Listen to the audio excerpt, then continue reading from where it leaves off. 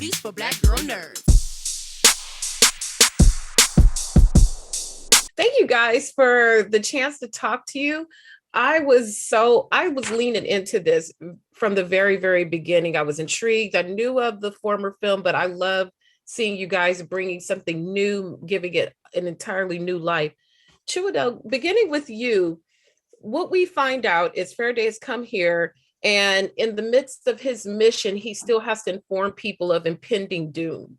What could happen if they don't change what's happening? Something that any era can relate to. When you think of times you've had to inform someone of bad news, how did you feel in that instance that helped you kind of shape what Faraday would be like in communicating this message to Naomie's character, Justin? Well, that's a really interesting question, actually. There's a part in the show when actually there's sort of several moments when he has to really consider how he gives information. That he has to really think about the other person, the person hearing the information. And one of the things that I was speaking to with Alex Kurtzman and Jenny was, those moments in life where you can't get it wrong, that you are in a circumstance and you have to talk to somebody about something, but you have to formulate it correctly. You have to say the right thing. You have to communicate it in the way that you mean to, in the way that you want to, in the way that it often is like the most sensitive way to do it, the correct way to do it, and the weight that you can sometimes feel in those moments and having those experiences.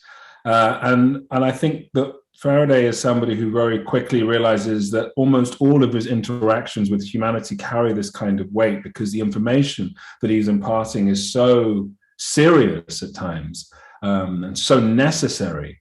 And he's forced to be able to communicate these really binary and important things. And so, how somebody does that, it was a really important part of this story, and he is from a place, Anthea is a planet that is dying. And so in some ways he's used to these kinds of, the nature of this kind of decision making, the kind of life and death decision making that he utilizes. And so it's embedded in him in a way. But we definitely had the conversations about how one communicates effectively, how one communicates something serious in the correct way.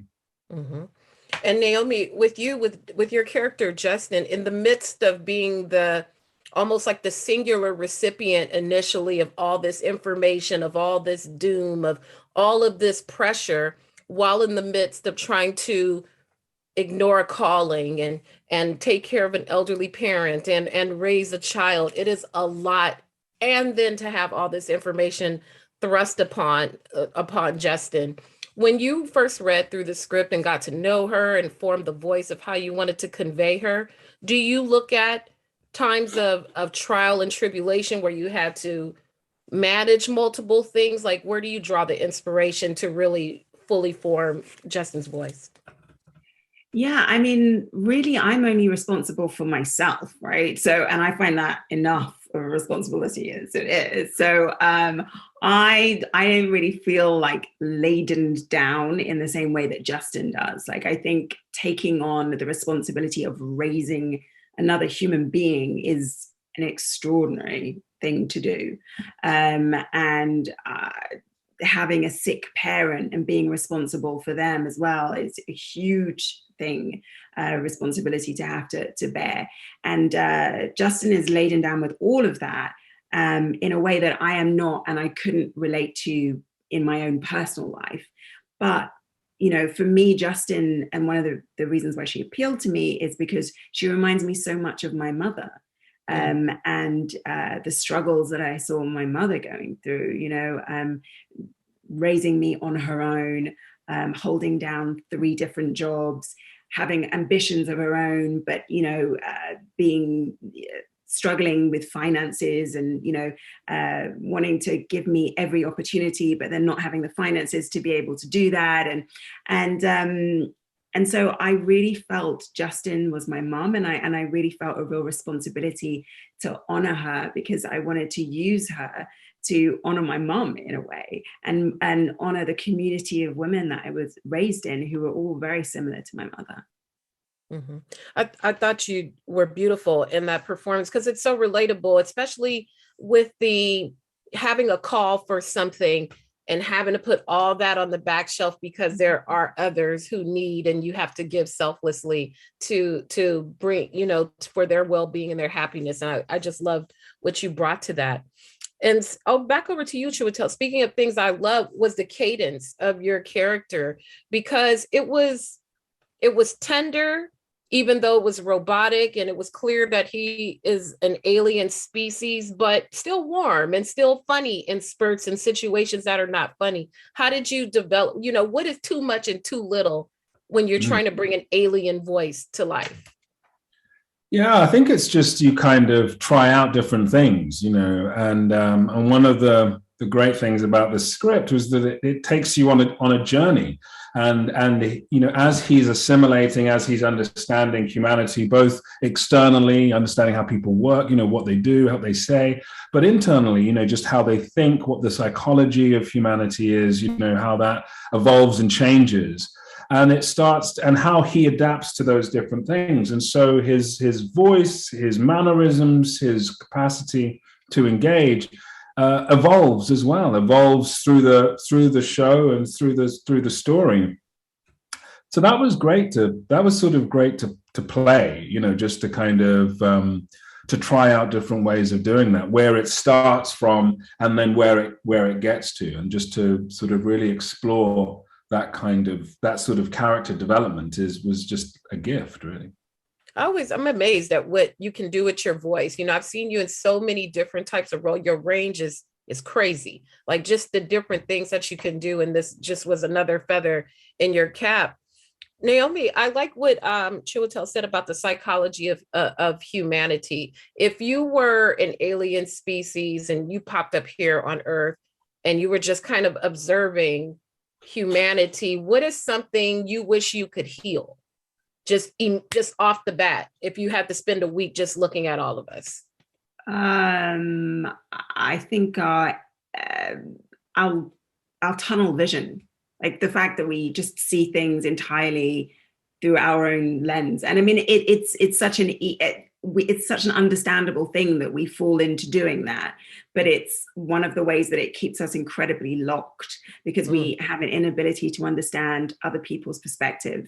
And I think the real key to living is actually understanding others, because we're never ever going to see the world in the same way. We just can't. We have such different upbringings that's never going to be possible. But what we can aim to do is just to have compassion and understanding.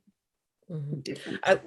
I love the set where your home, the family home is, and all of what is it like filming at that type of terrain? It looks dusty. My best friend is from New Mexico, so it was fun to see that type of landscaping. How was that experience for you, Naomie? So we didn't actually film in New Mexico. It was shot in Spain, but it was incredibly dusty. Yeah, it was really, really windy and really, really dusty, but also beautiful. We'd been in London before that, and so it was great to get out to Spain where it was so beautifully and hot. But what I really take away from those experiences is us just being together as a family, because we genuinely did feel like a family.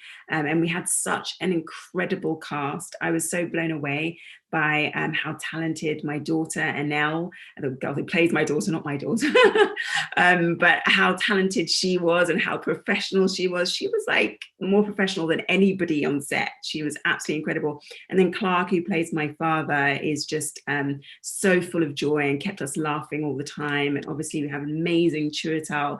And so we had such a great camaraderie, and we had a lot of fun. And I think that's one of the things you see on screen. I think so too. Children actors are incredible.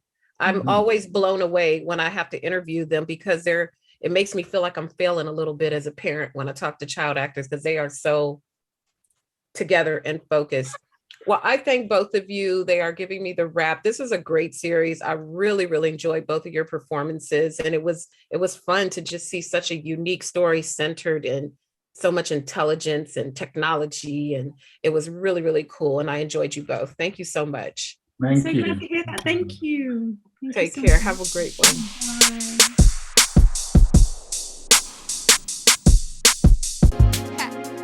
Better shake your booties for black girl nerves. Better shake your booties for black girl nerves.